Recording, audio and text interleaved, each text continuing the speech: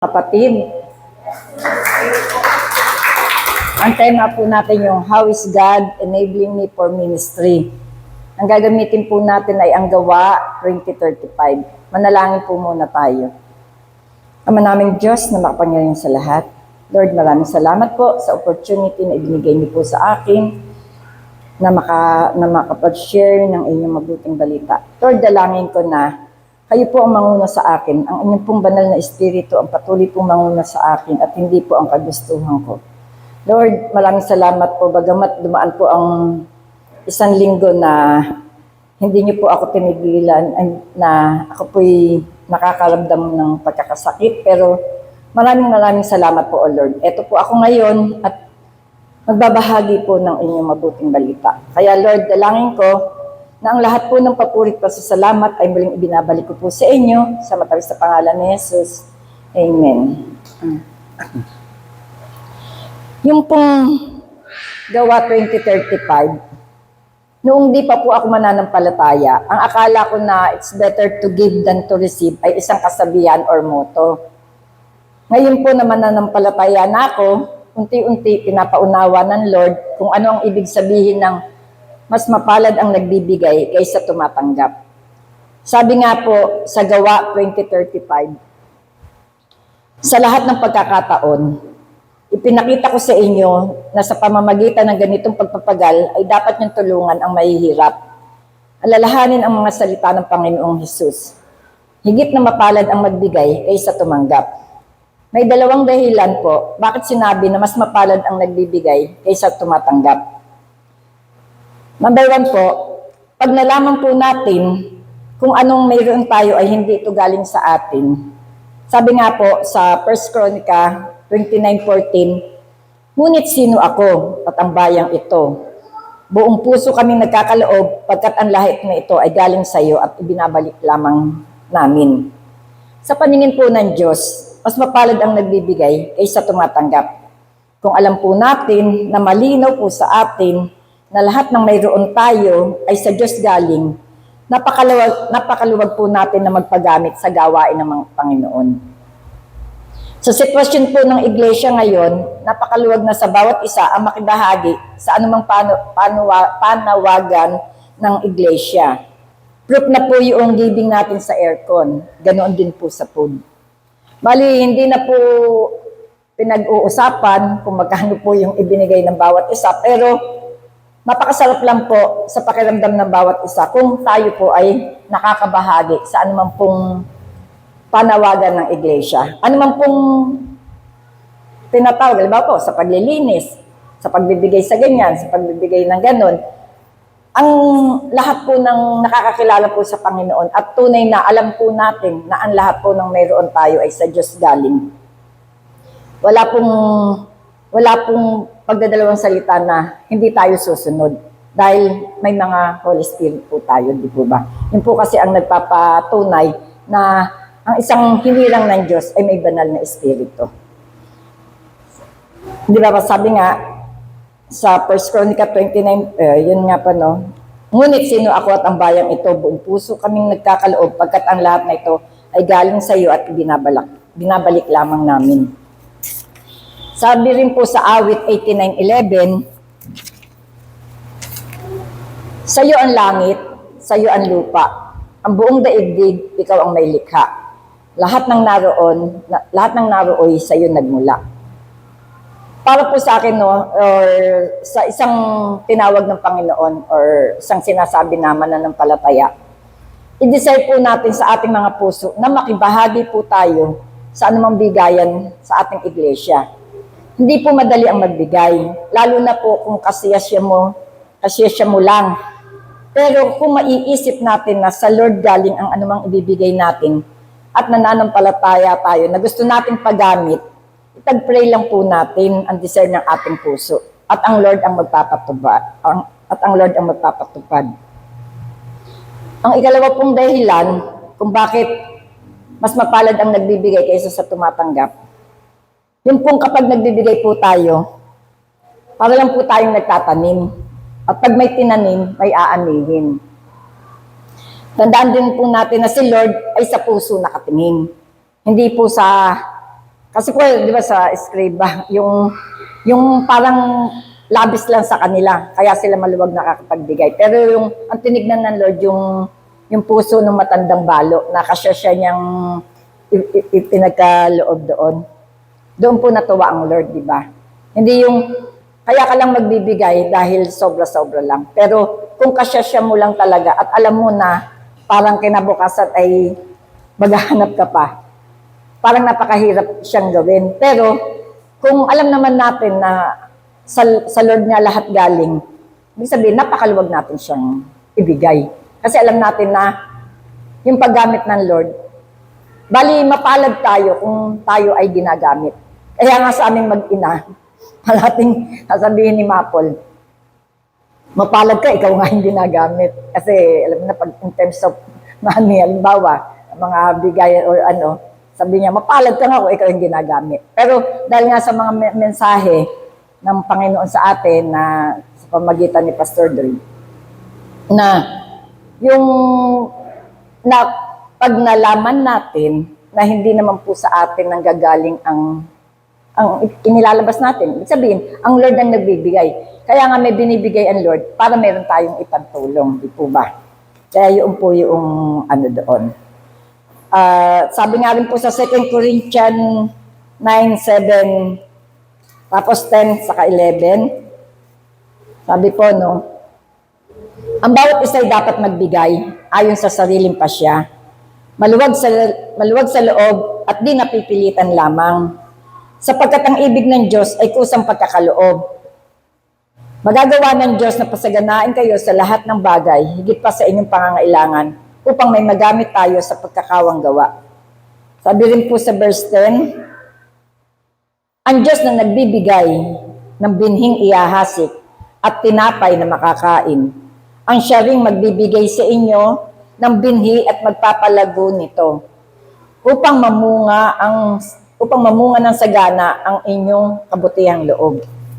Verse 11, pasasaganain niya kayo sa lahat ng bagay para kayo'y makatulong sa marami. Sa gayo'y dadami ang magpapasalamat sa Diyos dahil sa inyong tulong na dadalhin ko sa kanila.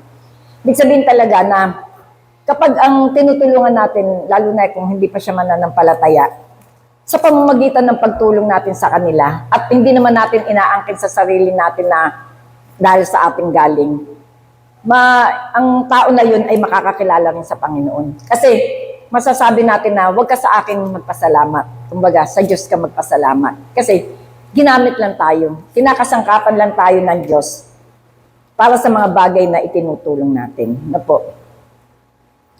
Tapos po, sabi rin po sa Proverbs 11:24-25. Wait lang po. Hindi ko na-type kasi. Proverbs 11:24-25.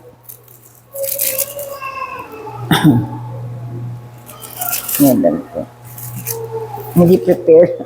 Ayan na. Ang taong mapagbigay ay lalong yumayaman, ngunit naghihirap ang tikom ng mga kamay. Ang taong matulungin, sasagana ang pamumuhay, at ang marunong tumulong ay tiyak na tutulungan. Yung pagtulong naman natin, hindi naman pwede na, halimbawa, tinulungan natin yung isang tao. Tapos, hindi naman pwede na siya rin yung tutulong sa atin pabalik. Hindi.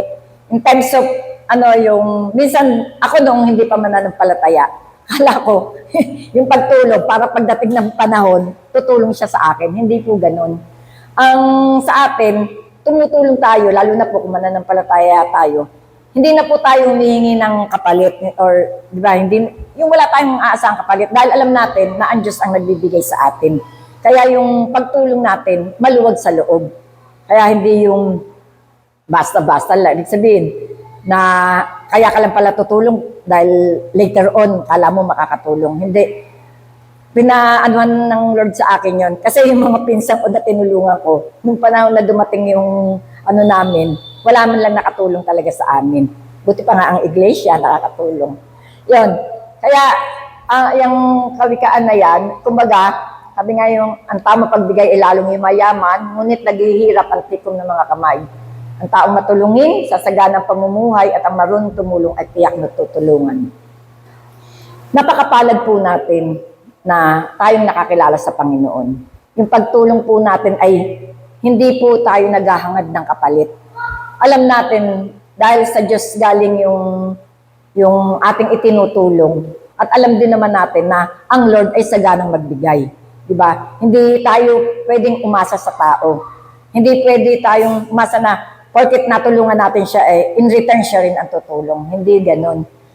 Talagang tayo, sasandal lang tayo sa Panginoon. Sabi nga, kung tayo ay pasasaganahin niya para meron tayong magamit sa yung mga resources natin, lalo na kung alam ng Lord, dahil sabi nga, ang Lord nakatingin sa puso natin. Alam ng Lord, kung ito bang binibigay sa yung kakarampot ay pwede mong i-share, o ito lang kakarampot na to ay ipinagdadamot mo pa. Ano po yung in return nun? Siyempre, alam nga po ng Lord yung puso natin. Sa Lord, ang Lord po sa puso natin nakatingin. Sabi rin po sa Pilipos 4:19, at buwat sa hindi mauubos na kayamanan ng Diyos, ibibigay niya ang lahat ng inyong kailangan sa pamamagitan ni Kristo Jesus. Yun po, na tunay nga po na wala tayong ibang aasahan, kundi ang Panginoong Hesus lamang. Sa mga mensahe na ipinagkakaloob sa atin ng Diyos, na tunay nga na parati sa ating nililinaw, kung tunay tayong hinirang ng Diyos, hindi na tayo yung mga pukpukin ba, na halimbawa may bigayan parang deadma lang. Kumbaga tayo na, i-discern na lang natin sa ating mga puso na ano ba yung maitutulong natin. Ano ba yung, halimbawa yung mga paglilinis diyan. Kung hindi man tayo nakakaganap sa paglilinis, may mga ibang bagay naman para tayo ay gumanap sa panawagan ng Panginoon. No? Ang mahalaga po talaga, ibig sabihin po, yung sacrificial offering po talaga. Talagang napakahirap po noon. Minsan nga, kasyasya mo na lang, talagang ipagpe-pray mo pa. Ito ba ibibigay ko? Magkano ba talaga ibibigay ko? Kumbaga talaga, iaano natin yung lahat dinadaan natin sa panalangin. Dahil hindi naman porket, halimbawa may pera ka sige-sige rin. Kailangan alam din ng Lord. Alam ng Lord kung ang puso ba natin ay nagyayabang lang or talagang, Lord, ito lang po. Kumbaga, parang, kasi nga di ba pag kinakausap naman natin siya, para lang tayong naglalambing na, Lord, ito lang po yung kaya kong ibigay. Ano po ba? Magkano po ba? Yung mga ganun, di ba? Kaya, sa bawat pagbibigayan, talagang andoon yung nananalangin pa muna tayo. Sabi nga, dahil nga kapag talagang alam natin na ang lahat ng bagay ay galing sa Panginoon, hindi na talaga tayo magdadalawang isip kung anumang panawagan mayroon dito sa iglesia. Sabi nga po, giving is the most fulfilling part of the Christian life. Hindi lamang naman po sa pera pwede ka magbigay, di po ba? Yung time mo, yung paglilinis, yung napag-aralan na natin yung mga giftings natin, kung saan-saan po tayo tinawag. Kaya po, kung mapapansin nyo, hindi tayo nagbabangga-banggaan. Kumbaga, sige ganito sa ganyan, sige sa ganon. Kumbaga, talagang napakapalad ng iglesia natin dahil itinuturo sa atin kung ano yung ating mga dapat gawin. Tapos po, ang gamot daw po sa selfishness is giving. Kasi di ba meron talaga pong tao na sa akin lang sa akin. Kumbaga talagang kung wala sa puso mo ang mag-give, parang selfishness po yun, di po ba? Kaya sa biyaya po ng Panginoon, tayo naman na nasa truth and life, Christian or yun, napakapalad po natin dahil yung theology na ibinibigay sa atin ng Panginoon sa pamamagitan ni Pastor Doy, nililinaw po sa atin yung mga inaano niya, yung mga ibinibigay niya sa atin. Nililinaw kung ano po ba yung dapat natin gawin. Kaya, yan po na yan na lamang po yung ma-share ko. Hindi pa po ako prepared. Kasi po sa totoo lang po, isang linggo po akong bali mula Sunday up to now. May sakit po ako. Kaya, pero pinagpapasalamat ko po sa Panginoon na iniraos niya ako. Ibig sabihin, talagang yung mensahe na ito ay naibahagi ko po sa inyo na tunay nga na ang pagbibigay po, na mapalad ang nagbibigay kaysa sa tumatanggap. Ganun lamang po. Maraming salamat po.